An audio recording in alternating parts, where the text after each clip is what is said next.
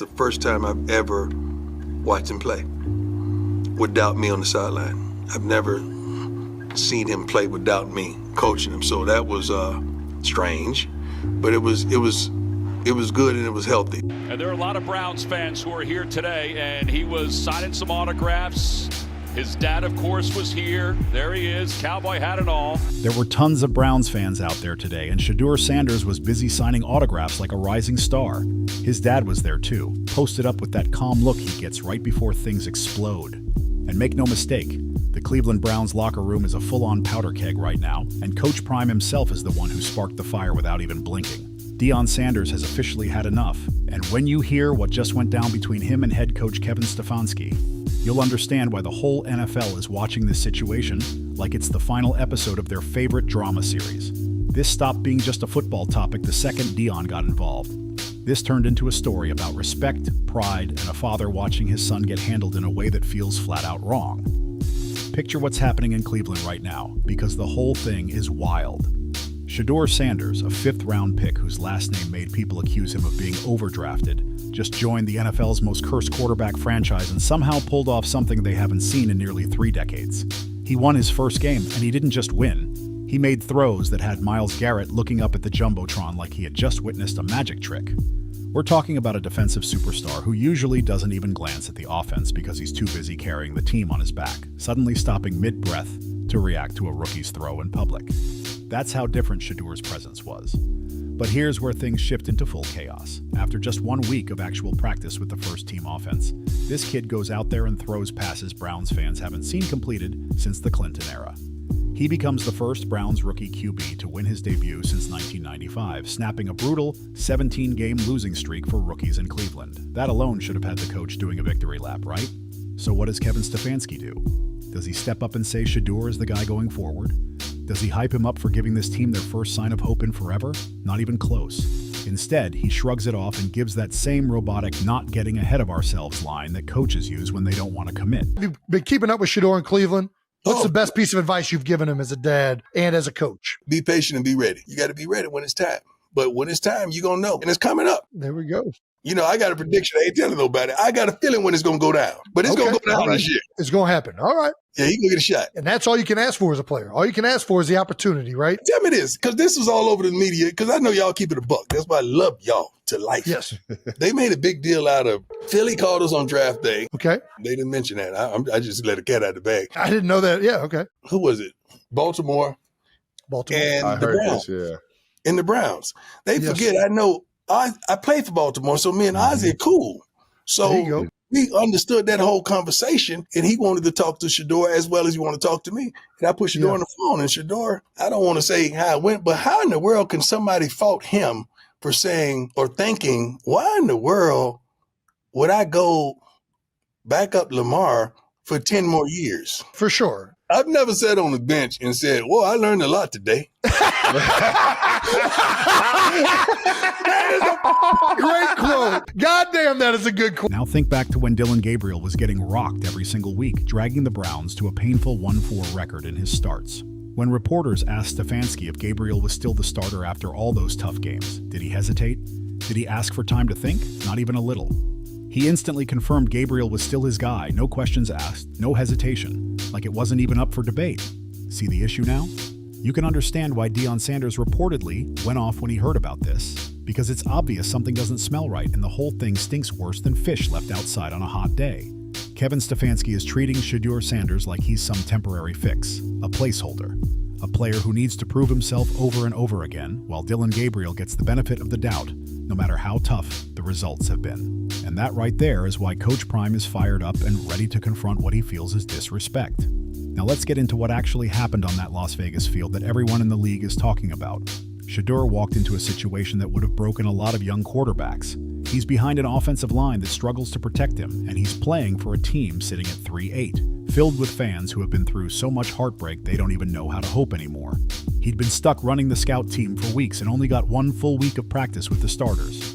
Yet he still walked out there looking like he belonged on that field. And the numbers don't even show the full story.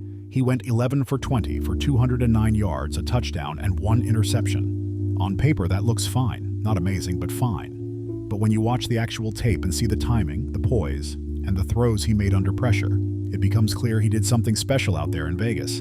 That 52-yard bomb to Isaiah Bond wasn't just a highlight, it was a statement. While rolling to his right, escaping heat, he dropped a dime into tight coverage with perfect placement. Even Kevin Stefanski admitted it was a very hard throw. Translation: most quarterbacks in the league don't make that throw, and rookies almost never do. Then came the 66-yard touchdown to D'Onta Foreman. Critics tried to downplay it by calling it a simple screen pass, acting like Shedeur shouldn't get any credit for it. But here's a real question. If it's so easy, why hasn't Cleveland been doing this all season?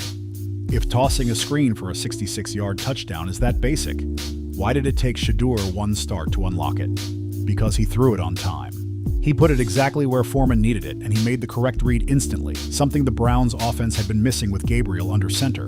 And honestly, it could have looked even better. Jerry Jeudy dropped what should have been another big gain on a perfect rollout throw from Shedeur. If that play doesn't slip away, we're talking about a rookie with over 250 yards and possibly another scoring drive. Shedeur Sanders earned the respect of Myles Garrett, won the trust of the locker room, and showed he deserved another start. But Kevin Stefanski still wouldn't just say it outright. Stefanski finally announced on Monday that Shedeur would start against the 49 ERs, but even then he made sure to hedge it, calling everything a week-to-week deal. He said Shedeur earned another shot because winning is the most important thing for a quarterback, and he liked that Shedeur won his debut. He mentioned the usual lines about young quarterbacks needing to improve each week. It all sounds good at first, but you can't ignore the fact that he never put Dillon Gabriel under this same microscope, even while the offense looked completely flat. Gabriel was treated like the locked-in starter, no matter how the offense struggled. And now, Deion Sanders is stepping in. And trust me, Coach Prime is not letting any of this slide. Deion has made it clear to people in the league that he sees exactly what's going on in Cleveland, and he refuses to sit back while his son gets treated like he's invisible. This isn't some overly protective dad moment. This is a Hall of Famer who understands the business and knows how fast bad organizational decisions can derail a young player's confidence. Deion is watching his son get graded on a totally different scale than the guy he's competing with, and it's driving him up the wall. There's a phrase floating around the league right now coming straight from Deion's camp. That's rude. And honestly, when you look at the entire situation, it's tough to argue. A lot of scouts and analysts believe Shedeur should have been drafted higher than the 5th round, so seeing him slide that far already felt like a slap in the face. Then he gets buried behind Gabriel and Dorian Thompson-Robinson on the depth chart. He spends weeks running the scout team like he's a practice squad arm instead of a drafted rookie. And the only reason he finally got onto the field is because Gabriel got hurt. Even after winning his first start and showing more potential in one game than Cleveland's offense had shown in weeks, he's still getting treated like he's auditioning instead of competing for the job. This whole scout team thing is a huge part of the problem, so let's break it down. Running scout team means you imitate the other team's offense, so the defense can practice. Listen, we trust all of our guys. We trust our guys to perform. He's no different. And playing a backup quarterback role, as we've talked about over the years, that's tough to come in there. But we trust him. I know there's things that he's going to want to do better, but that's why we work. That means no real playbook work, no timing with the starting O-line, no chemistry with the real receivers. Nothing. You're basically a moving target for the defense to sharpen their skills on while the actual starter gets all the meaningful reps. That's normal for an older veteran backup who already knows the system and doesn't need reps. But for a rookie who just got drafted and needs every bit of development possible, it's almost unfair. Some analysts tried defending it by saying backups usually don't get first-team reps, but that only applies to veterans who already know what to do in any situation. Shedeur Sanders is not that type of backup. He's a rookie with upside, someone who might be the future of the team.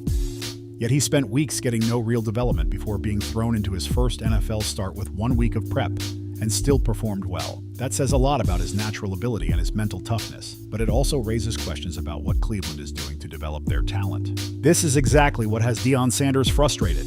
It's obvious his son has NFL tools. He proved it against the Raiders. Cleveland hasn't had a quarterback with this kind of arm ability in years. He stayed calm under pressure, something even veteran QBs struggle with. He made every type of throw. Deep shots down the sideline, tight window passes, perfectly timed screens, all behind a shaky offensive line in a tough road environment during his very first NFL start. And instead of giving him the commitment he earned, the Browns turned around and told him he has to prove it again next week with zero long-term belief. Meanwhile, Stefanski kept backing Dillon Gabriel, who is a solid quarterback but isn't on the same level as Shedeur when it comes to skill set. Gabriel's completion rate is higher, 59.2% versus Shedeur's 55%. But that number doesn't say anything about the difficulty of the throws. Gabriel threw mostly safe, short passes that didn't test defenses or move the offense downfield. Shedeur pushed the ball, tested the secondary, and threw into areas where his receivers could actually make something happen. That's the difference between a game manager and someone who might be a franchise quarterback. The physical tools aren't close either. Shedeur is bigger, stronger, and can fire the ball way farther downfield.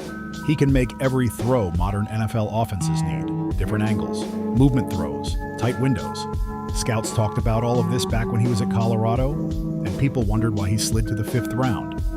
Shedeur Sanders showed exactly why so many scouts once thought he might go early in the draft, long before the pre-draft process pushed him down the board. You can see how the locker room feels just by watching Myles Garrett's reaction after the game. Garrett has seen every type of quarterback Cleveland has thrown out there. 42 different starters since 1999. So when someone impresses him, it means something real. His quote said everything. There's not many guys in the league that can make that throw. That was a hell of a throw. I hope he can continue to grow and develop from making plays like that. That's not just compliments. That's a superstar defender recognizing that the team might finally have something special at the most important position in the sport. And that photo of Myles Garrett staring at the big screen with that shocked look on his face after Shedeur's throw, that moment hit the whole locker room like a jolt of electricity. Defensive players finally feel like their work matters again, like the offense might actually reward them instead of going 3 and out all day long.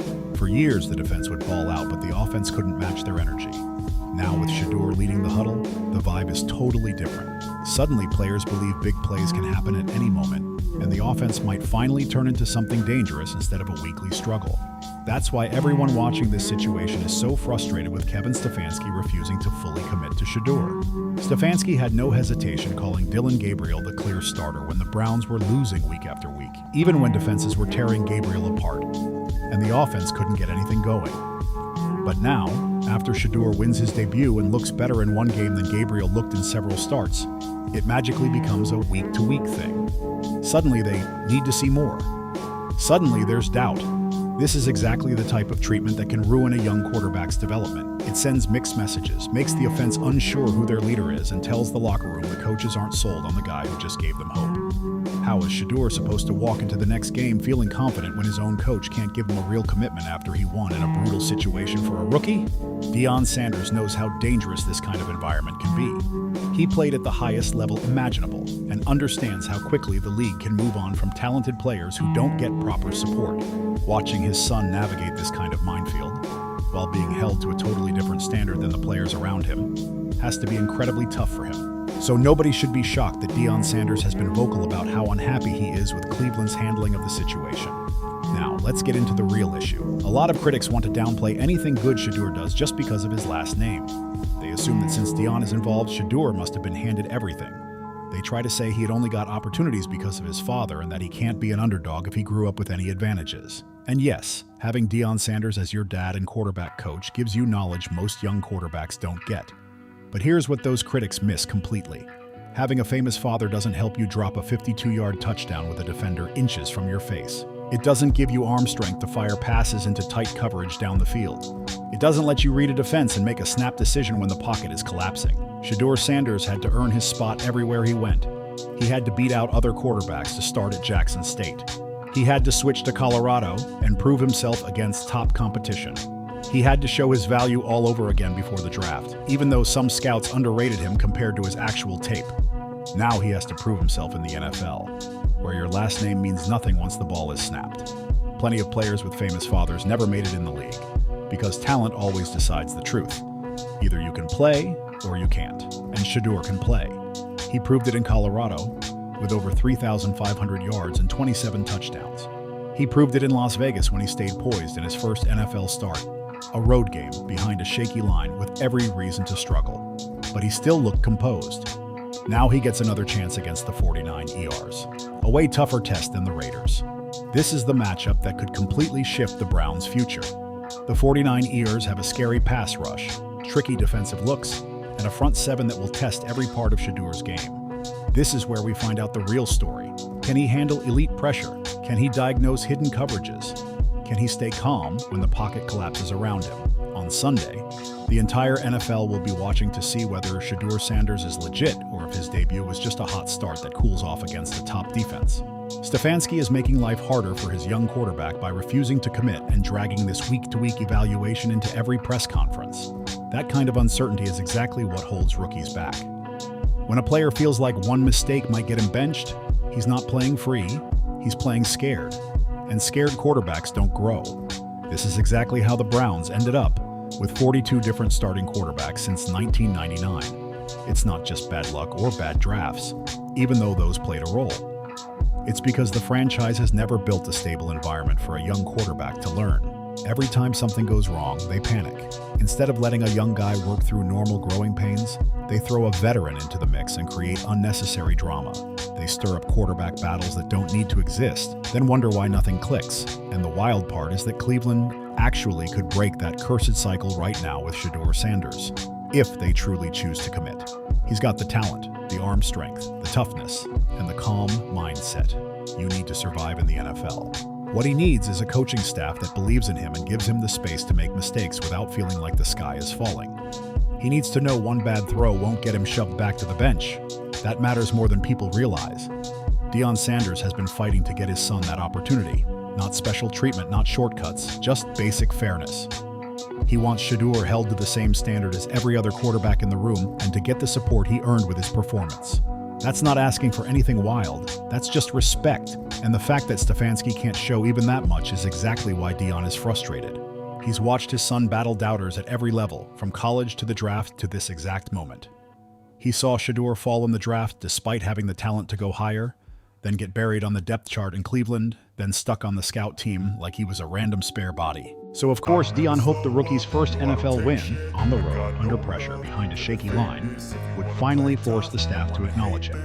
Instead, it turned into more hesitating, more cautious coach speak and more evaluation. It's exhausting. The truth is simple. The Browns are 3-8. Playoff chances are low. There is zero downside to letting Shedeur start the final 6 games and seeing what he can do. If he struggles, fine. You can always draft a quarterback or sign someone. Keep showing the flashes he displayed against the Raiders, the Browns might have accidentally landed a franchise quarterback in the 5th round, which would go down as one of the biggest steals in NFL history. Meanwhile, Stefanski is still acting like this is some kind of tight race. Even after Shedeur gave the team real life and excitement, Stefanski insists Dillon Gabriel deserves equal consideration, even though nothing about Gabriel's starts pushed the offense forward. Gabriel is a capable quarterback with a long career as a solid back. That's his ceiling, and everybody in the league knows it. Shedeur Sanders on the other hand, the ceiling is game is simply outrageous. He has the size, I want you to feel free from the chains at last, and to believe in what you got, it was built to last. That's not disrespect toward Gabriel. It's just the honest difference between the two players. If Browns fans want this team to finally break the curse, they know exactly what needs to happen next. Like, comment, share, and subscribe.